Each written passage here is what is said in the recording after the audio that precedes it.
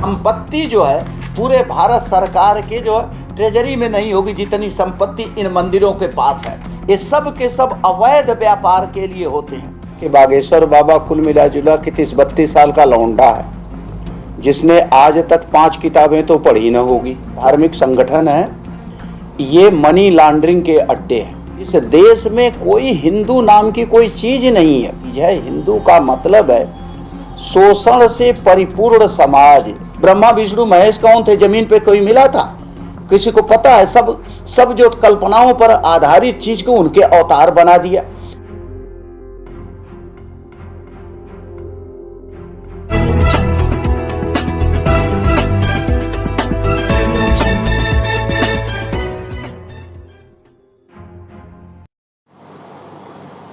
बाबा बागेश्वर है वो लगातार हिंदू राष्ट्र की बात कर रहे हैं और उनके जनसभा में उनके जो मंचन होता है उसमें लाखों लोग आ रहे हैं। कैसे देखते हैं इसे?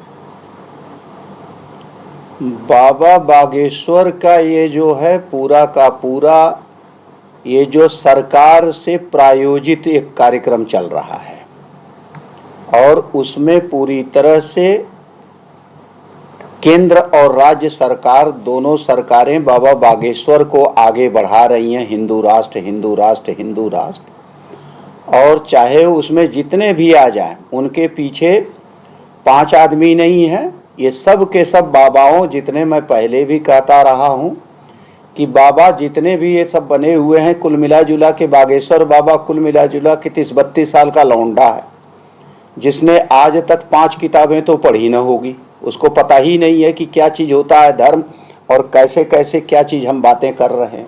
चमत्कार कर तो वो चमत्कार नहीं कर रहे हैं, ये सब के सब बलात्कार कर रहे हैं। ये सब के सब उल्टे सीधे आदमी हैं। आपका पर्चा निकाल देंगे उनका। और वो जो है जितने भी ये बाबा लोग हैं या ये हिंदुओं के जितने भी या जो भी धार्मिक संगठन है, ये मनी लॉन्ड्रिंग के अड्डे हैं।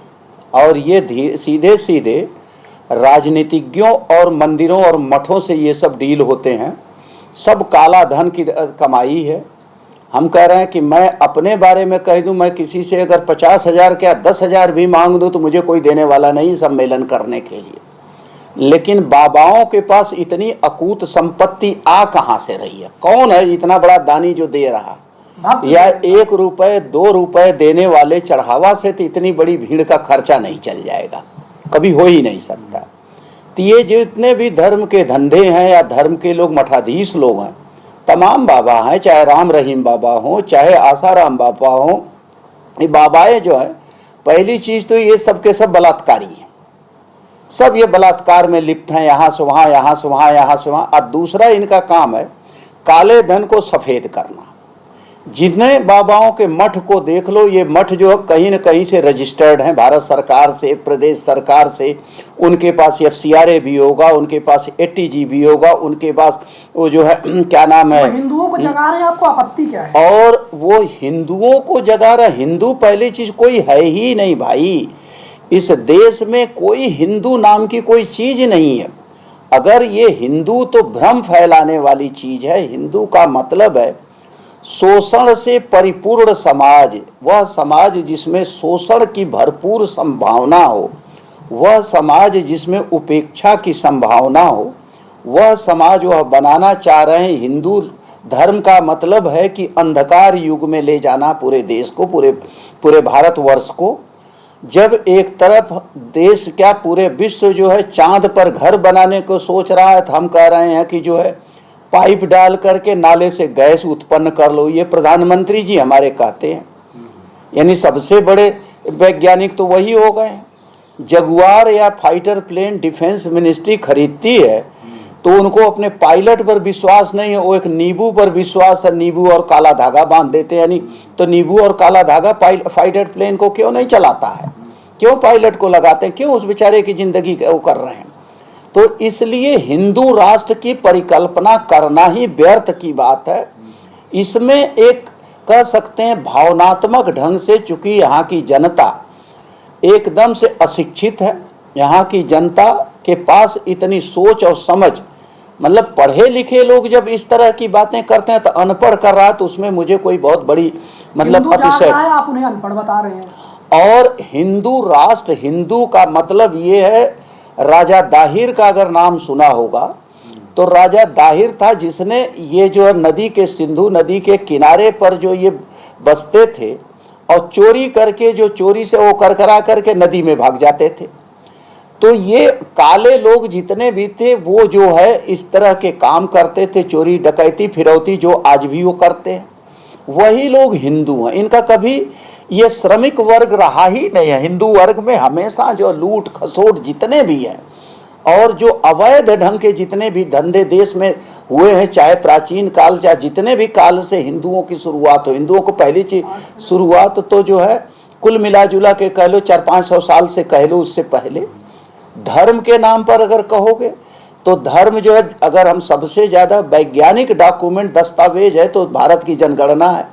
1871 की जनगणना सबसे पहले हुई थी और उस 1871 की जनगणना में इस बात पे बड़ी जबरदस्त बहस हुई है कि हिंदू हम हैं कि हिंदू नहीं है, जिसमें उन्होंने कहा किसी भी सूरत में हमारी गिनती हिंदुओं के साथ नहीं होनी चाहिए। और उस वो समय भी वहाँ पर जो है मतुआ धर्म जो है वो 1871 धार्मिक जनगणना में इनकी गिनती अलग से हुई।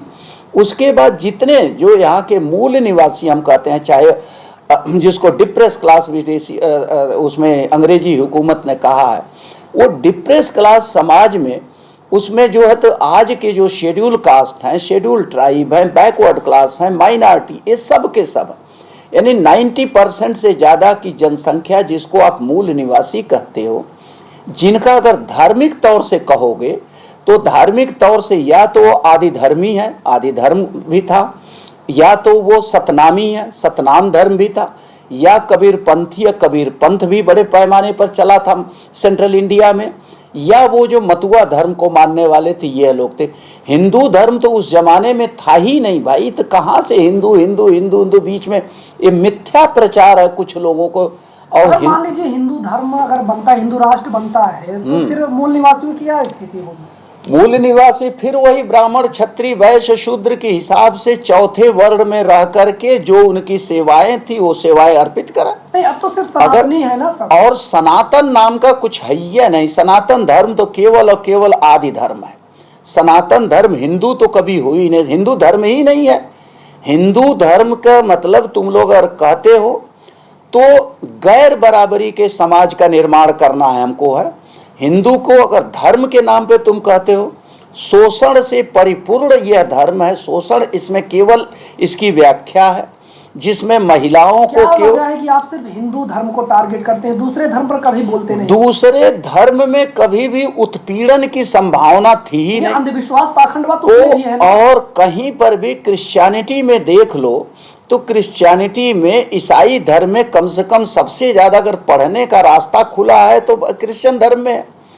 और उसके बाद मैं जिस आदमी उसी दवा मरज की दवा खोजता है जिसका वो पीड़ित है, मैं तो पीड़ा का दर्द हूँ, पीड़ित हूँ दलित हिंदू समाज से, तो मैं तो हिंदू के बारे में बात करूँ, दूसरे के बारे में आओ रे बैल मुझे मार, मैं क्यों उसको न्योता दूं भाई, जिससे मेरा कोई लगाव नहीं है। मेरा लगाव है आदि धर्म से। आदि धर्म था, आदि धर्म पूरे उसमें था, समाज का धर्म पूरे डिप्रेस क्लास का था। सनातनी धर्म जो है तो आदि धर्म है, सनातन धर्म है तो बुद्ध धर्म है, गौतम बुद्ध से लेकर के उससे पहले भी चले जाओगे जहां से गौतम बुद्ध ने उस दर्शन को लिया है। मक्खली घोषाल, ये गौतम बुद्ध से पहले थे, मक्खली घोषाल थे जिन्होंने आजीवक धर्म को किया था, जो बाद में चल करके आदि धर्म के रूप में हुआ मक्खली घोषाल। भगवान बुद्ध को मानते हैं आप? और भगवान बुद्ध को कौन नहीं मानता, क्यों नहीं मानेंगे भाई। तो वो कहते हैं कि विष्णु, भगवान विष्णु के 10वें अवतार है वो। भगवान विष्णु के अवतार जिसको हमने देखा नहीं उसको हम मान ले अपने माता पिता ही कैसे हो सकता है। विष्णु से आदमी पैदा होता है कि पुरुष पैदा, किसने देखा विष्णु को? ब्रह्मा विष्णु महेश कौन थे? जमीन पे कोई मिला था? किसी को पता है? सब जो कल्पनाओं पर आधारित चीज को उनके अवतार बना दिया। तो कम से कम गौतम बुद्ध का तो इतिहास मिलता है, गौतम बुद्ध का तो जो है परिवार मिलता है। वो तो एक तरह से वो सभ्यता कह लो, प्राचीन सभ्यता जो है इंडस वैली सिविलाइजेशन से ये सब जोड़ के देखो तुम लोग। और इंडस वैली में भी कमेरा वर्ग था, वही लोग थे जो लोग आज की जो तुम कहोगे शहरों की परिकल्पना, शहरों की संरचना, रोड का कंस्ट्रक्शन इंडस वैली में था। वो कौन थे? वो तो सबके सब यहाँ के मूल निवासी थे।